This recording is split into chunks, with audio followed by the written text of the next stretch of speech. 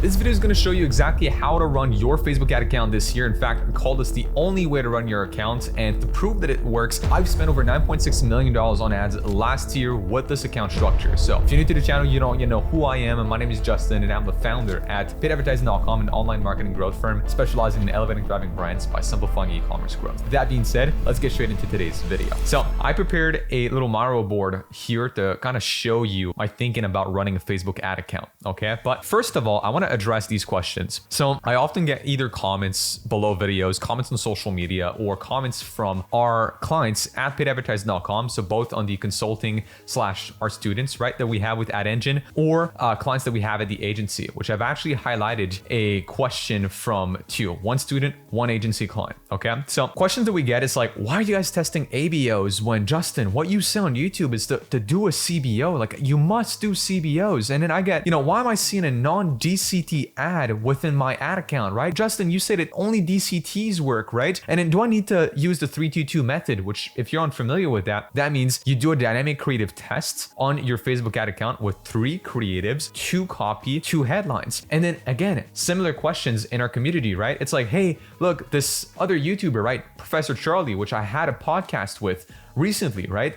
Told one of my students, is like, well, Charlie's saying you need to do broad appeal ads that aren't necessarily meant for conversions, but they drive a lot of people into the funnel. And then you do conversion optimized ads, right? Then you go into conversion. And then I have another client of ours, which is like, hey guys, we're a little confused because like we thought we would be doing DCTs with 3 creatives, 2 copy, 2 headlines. This is not what we see. So we want to understand what's going on. It seemed like the most successful companies used that on Justin's channel. So we're wondering what's happening. Okay, look, I want to get into what is the only structure you should be looking at. Okay, because neither of these are wrong, but I want to show you what are the real pillars that won't ever change. Because sometimes where the questions are happening and what you've seen right here, it's in the nitty gritty. It's in the, do you use a DCT versus a regular ad? Do I use an ABO or a CBO? Cost cap, no cost cap, this or that. Look, the rule of thumb is simplicity, but most importantly, creative is the new targeting. That doesn't seem to have changed at all in the last year. Meaning, if you look at the 5 market awareness levels, which essentially help you position your ad creative, right? Because if you tailor an ad to an unaware market, well, you're targeting a top of funnel audience, right? If you tailor your ad to a most aware market, then you're targeting a bottom of funnel market. So the 5 awareness levels equal the positioning of the ad, which equals your targeting by how warm or cold, essentially by the temperature of your audience. So going back to this question I got in my community, which I think this first pillar here answers this kind of first concern, which was like, hey, Professor Charlie is telling me to do broad appeal ads versus conversion optimized ads. So do I. There's nothing different here. What I'm telling you is, hey, if I scroll down right here, you should be making ads for every awareness levels within your ad account. Why? Well, because each ad is going to appeal to a slightly different pocket within your audience, right? Same thing here. I also do quote unquote broad appeal ads like Charlie says, right? But I call them unaware ads, right? So they're top of funnel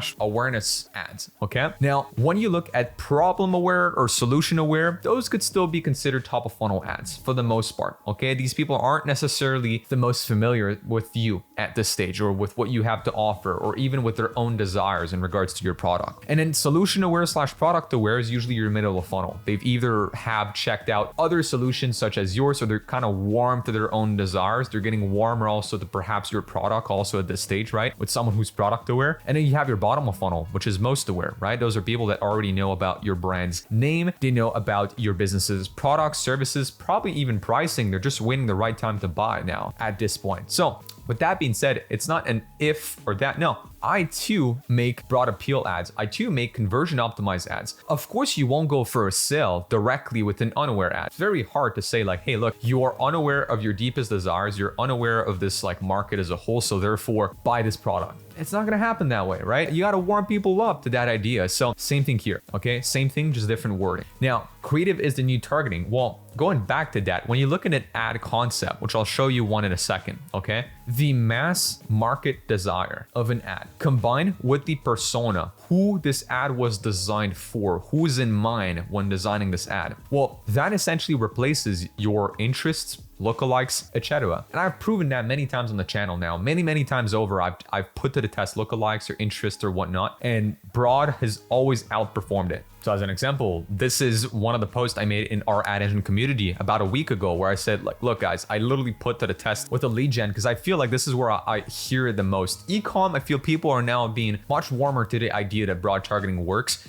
Lead gen, it's still very iffy. I hear a lot of people saying, no, you need to do retargeting, or no, you need like a lookalike audience. Dude, I did B2B lead gen for a business in the US. We tried state-based targeting. We tried lookalikes with a very highly qualified list of prospects. There was actually 2,000 prospects in that list for your information. And honestly, the ad that worked the best is broad ad set, US wide. We only limited age, where we said 25 plus, all genders. That's it. The same ad put within 2 different ad sets, testing 2 different targeting methods, has always, in my case, always outperformed it when using broad. So the reason being, the ad creative does that targeting, right? Facebook, in case you haven't seen other videos on the channel, right? Facebook or TikTok, they look through tens of thousands of data points about your ad concepts. They look about like who's the character in the ad. They look about like what's the messaging in the ad. I'll show you an example of that in a second. And that's how they're able to match this ad to the right person. So now, if creative is the new targeting, then targeting is simplified. It's as simple as that. You don't need to overcomplicate your targeting now, because if creative does the targeting, then just target broad. That's what it means right here. And I say only limit your targeting by age, gender, and location. Big asterisk on age and gender. Location is the one that, of course, I would tell you limit your location, or else if you do worldwide targeting, Facebook has no way of knowing you only want to have Americans, right? You got to pick location. But I'm even going to go as far to say that age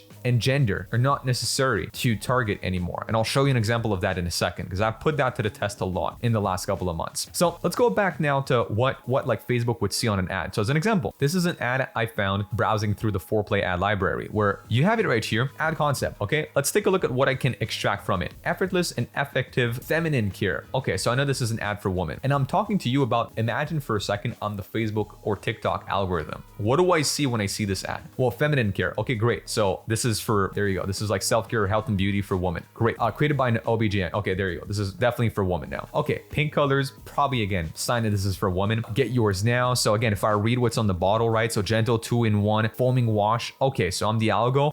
I can read this text now. Perhaps I'm gonna go and first check if there's any of my consumers that like have looked for 2-in-1 foaming washes over the last couple of weeks that my pixel has tracked, right? Which those people would be a little bit more aware and would be the best to show this ad to you first. Don't let pH imbalances hold you back. Okay, so let me check. Do I have any of my users on Facebook that actually have looked for solutions to pH imbalances perhaps in their browsing history? Carefully crafted formulations developed by experts offer the perfect harmony for your intimate area deserves. Okay, so was there some intimate, area products or whatever that specific woman in my audience may have looked at in the past? All right, great. Now, Facebook or TikTok can again look at the landing page, which is what they could probably do right here. So if they go on the landing page, they're gonna look at 2 more things: gentle cleanser that won't sting or burn, moisturizing solution that won't dry you out, natural ingredients, safer than most retail soaps. Okay, natural ingredients, right? Now, can I find as the algorithm a woman, number 1, that I know is actively interested in health and beauty, number 2, that probably likes the color pink for the most part, interacts better with pink ads, number 3, number 4, is actively looking for like a feminine healthcare product, so, right? And then I can keep going, right? Prefers natural ingredients based on her browsing history, that, so on and so forth, right? So no more sweaty odors. Well, perhaps that also is something, right? Now, what if I combine all these elements as me being the Facebook algo, and I'm like,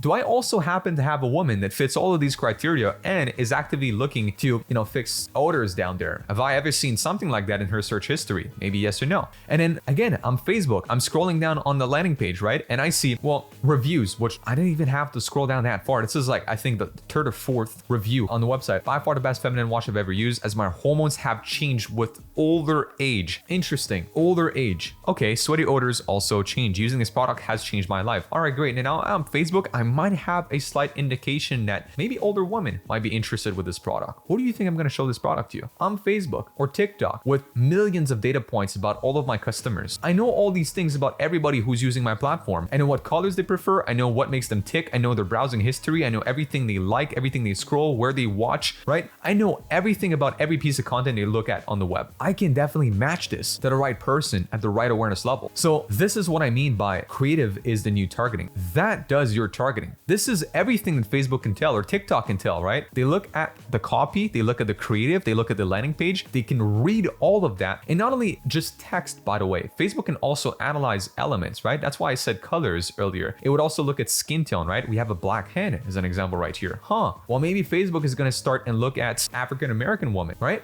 Interesting. So with that being said, all of these things are things that the algo looks at. So now I know I have an African-American woman that maybe is like a middle-aged woman that likes the color pink, is probably actively searching about how to fix, sweaty odors down there, pH imbalances, maybe holding her back. She prefers natural ingredients. Pricing is also something I haven't discussed. If I'm Facebook or TikTok, I know the price bracket that my consumers can shop in. I'll show them things that they're most likely to purchase. Does my consumer can afford this type of product, yes or no? So I won't spend too much more time on that point, but I'm just showing you that okay, the one truth we've established so far is that creative is the new targeting. Great. The second truth is that targeting is simplified, right? You don't need to overcomplicate it with interest or lookalikes and this and that. No, go broad. That simple as that. Leave it simple for the algorithm. And therefore, targeting is simplified. So is my ad account structure. So what I would typically do is I would do one campaign per country or market or persona or product collection type. These things can all impact the conversion rate of a campaign. Different countries might have different conversion rates, but sometimes they don't. They share a very similar type of conversion rate. Great. Then different countries, you might want to advertise different products to, right? So you would still need a different campaign or market, right? Or product collection type, etc. Right? I say persona is probably one of the ones that we most often will segregate per campaign. So as an example, you're a skincare company and you sell a product lineup for kids, right? So you're targeting parents, but you also sell a product lineup for women. Well, these two won't match in the same campaign because you're targeting different types of people with different desires, different emotions. Okay, one is parents, the other one is woman. You wouldn't want to mix those together. Now, let me show you that, right? I said earlier I was going to get back to why age, gender is not necessarily needed. Well, let me show you. Okay, this is one of our clients at the agency, which we've worked with now for a couple of months. So this is the banner at the top of their landing page, and I'm only showing you that because look, our ads are congruent with that banner, okay? This is the type of woman we show in our ads. This is who we're speaking to when we speak about pre-menopause, menopause, or post-menopause symptoms, okay? This is who we speak to in our ads. And look at this. My targeting is incredibly simple. US 18 to 65, all genders, no age, no gender limitations at all, okay? And look at that. This is all the ad spend we have I think this was like the last week or 2 weeks. Look at this. I filtered this by ad spend. DCT 036, 55 to 65, top spender. Second, 45 to 55. Third, 65 plus. Okay, let's take a look at this second ad. DCT 38, 55 to 65, same thing. So same exact thing. DCT 37, same thing. Nothing is different. Okay, interesting. Now let's look at gender. Where is my spend gone to, right? Whoa, take a look at that. $1,000 of this ad spend has went, 1,073 actually has went to female. $30 went to male. Barely nothing. Why?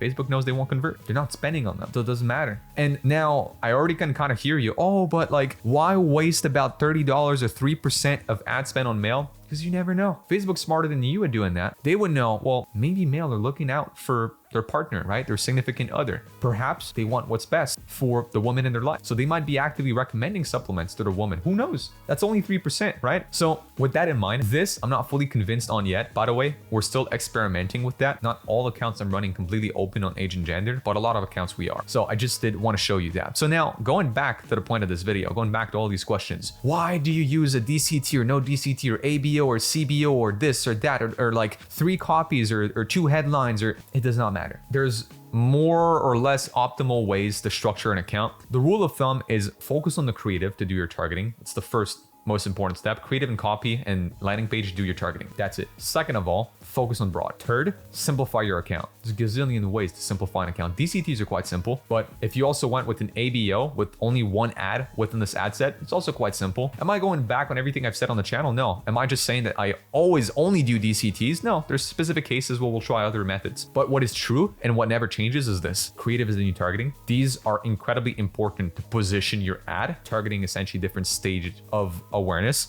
different warmth of traffic. Here to target the exact person you want to see your ad, targeting is basically useless And ad account structure, keep it simple. The last part I didn't talk about is for high SKU brands, right? Use dynamic product ads. Fashion brands, jewelry brands, I say accessories, depends, right? Depends of how many SKUs they have. Home brands like rugs, as an example, if they have a lot of rugs or a big catalog of home-based product, dynamic product ads work great for them. Why? Because of all of these. Targeting is simplified, usually with the DPA. Usually DPAs work great for more aware people if you want. Like usually these people are product or most aware for the most part. So that's quite a middle of funnel or bottom of funnel type of campaign. This scales usually as you scale your creative production. The more top of funnel creatives you have, usually the better DPAs do. DPAs are great. They rely on the algorithm, which is why they work. So to sum up this video, creative is the new targeting. Targeting is simplified. Simplify your account structure and focus on these components to actually target your ad to the right person. Anything else, talk to me about ABO, CBO, DCTs, no DCTs. Do I do 3 copy, 2 headlines or whatever? All of that can change, to be honest, but keep it simple. This is just the name of the game. Keep it as simple as you can. That's all. So I hope you've enjoyed today's video. If you've watched all the way through and you are an e-commerce brand or info product owner and you want to work with a paid ads partner on Meta, Google, or TikTok, click the link down below to book a call to speak with our team at paidadvertising.com today. And on that note, I'm going to invite you guys to check out other videos on the channel for some more useful marketing tips, and I'll see you in the next video. Peace.